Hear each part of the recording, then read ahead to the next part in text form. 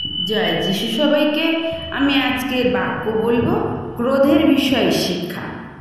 যে তোমরা শুনেছ আগেকার লোকদের কাছে এই কথা বলা হয়েছে, খুন করো না, যে খুন করে সে বিচারের দায়ে পড়বে।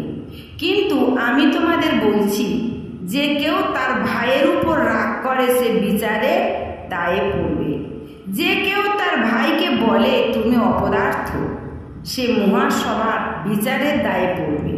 আর যে তার ভাইকে বলে তুমি জঘন্য, সে নরকের আগুনের দায়ে পড়বে।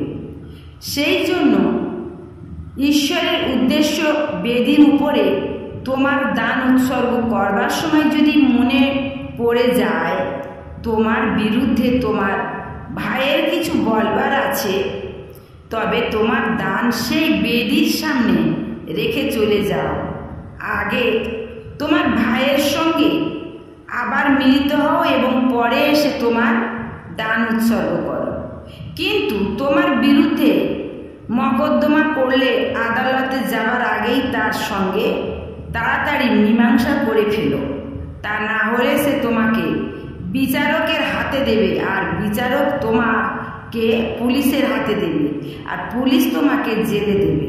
আমি তোমাকে সত্যি বলছি, শেষ পয়সাটা না দেয়া পর্যন্ত তুমি সেখান থেকে কিছুতেই ছাড়া পাবে না। তাই প্রিয় ভাই বোন, আমার প্রভুর কথা জগতের কথা সম্পূর্ণ আলাদা। জগতের কথার সঙ্গে প্রভুর কথা মেলে না। এই কারণে জগতের জিনিস জগতেই ধ্বংস হয়, স্বর্গের জিনিস স্বর্গে চলে যায়।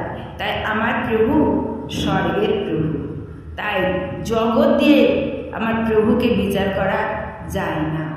জয় যিশু। সবাইকে জয় যিশু।